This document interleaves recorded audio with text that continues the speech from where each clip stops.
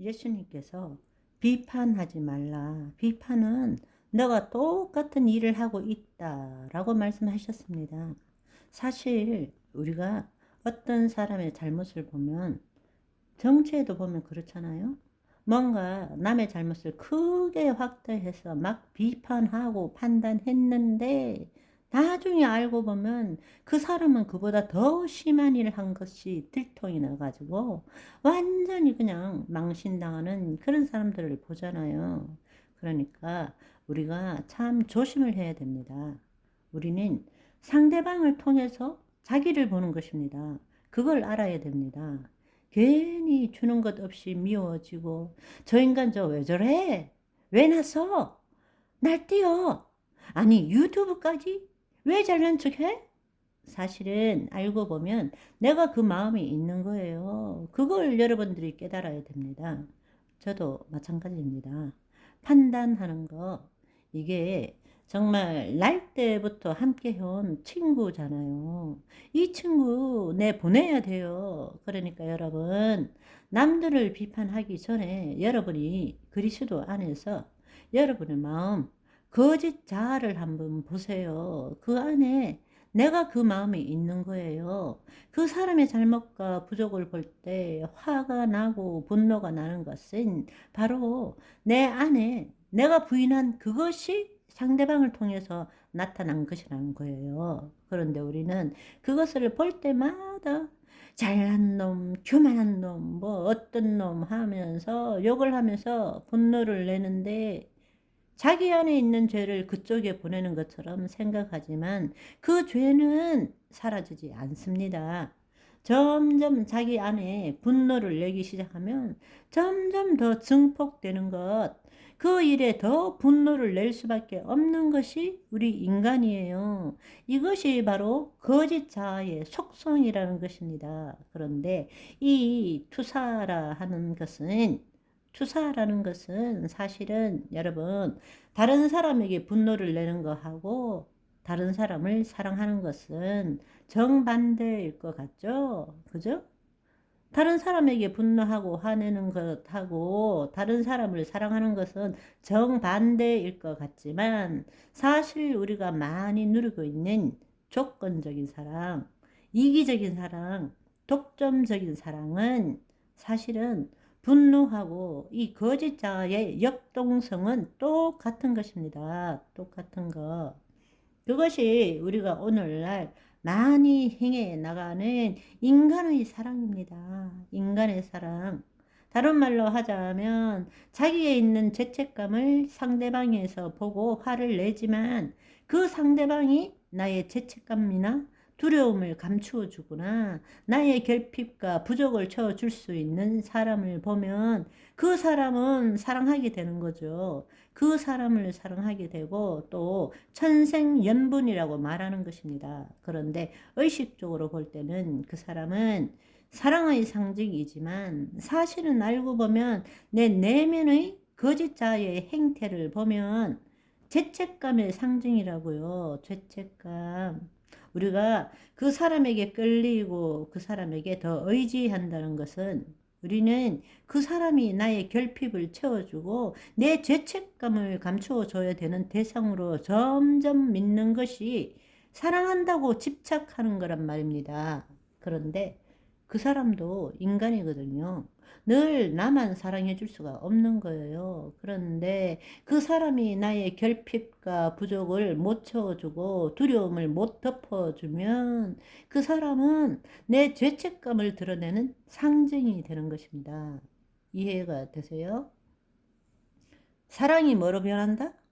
증오로 변하는 거예요. 증오로 변하면서 그 사람을 잔인하게 욕을 하고 막 분노하고 부부간에도 그런 사람들이 있잖아요. 그것이 무슨 뜻입니까? 나 굶주려 있어. 나 버림받기 싫어. 너가 나 그거 채워줘야 돼. 라는 표현이 잔인하고 분노하고 난리를 치는 거란 말입니다. 그러니까 사실은 그 사람을 우리가 진정으로 사랑하는 것이 아니죠. 자기의 죄책감을 없애주는 대상, 수단으로 생각하는 거죠. 그러니까 그걸 못 해주면 어떻습니까? 저놈 혹은 저 뭐는 아니야 이러고 딴 사람을 찾죠. 이 사람은 나하고 안 맞아. 저 사람을 보니까 맞을 것 같아. 이렇게 또 다른 사람을 택해서 또 시작하는 거예요. 그렇지만 그 사람도 똑같이 마찬가지. 문제는 그 사람에게 있는 것이 아니라 자기에게 있다라는 것을 알아야 되는데 그 사람은 사람을 바꾸면 언젠가는 나에게 딱 맞는 사람이 나타날 거라고 착각하고 있는 거예요. 아니요, 그렇지 않습니다. 사실은 분노 내는 거나 사랑하는 거나 알고 보면 이 거짓 자아에서 올라오는 죄책감과 두려움을 없애는 하나의 수단밖에 되지 않는 것입니다. 우리가 그걸 알아야 됩니다. 그런데 오늘날 많은 사람, 정말 안타까운 것은 한국에도 이혼율이 지금 엄청나잖아요. 옛날에는 서구 사회에만 그럴 줄 알았는데, 그런데 우리가 정말 깨달아야 될 것은 하나님을 두기 싫어하는 마음 때문이라는 것을 알아야 합니다. 따라서 우리 안에는 그리스도 안에서 우리 마음을 제대로 본다라는 것이 얼마나 중요한 줄 모릅니다. 그런데 우리는 이 거짓 자아가 나라고 믿고 사는 거예요. 나라고 믿고. 그러니까 우리 안에 있는 이 죄책감, 두려움, 결핍, 부족을 다른 사람에게 투사해서 자기 안에 있는 죄의식을 없애려고 하는 그 모든 시도를 우리가 포기해야 합니다.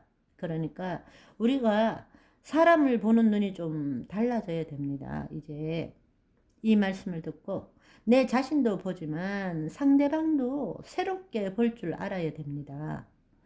사실 알고 보면 모든 인간이 추구하는 것은 뭔가 하면 하나님의 생명 안에 있을 때 우리가 누리는 것, 그것을 표현으로 행복, 성공이라고 말하지만 바로 그 행복과 성공을 다들 추구하고 있는 거예요.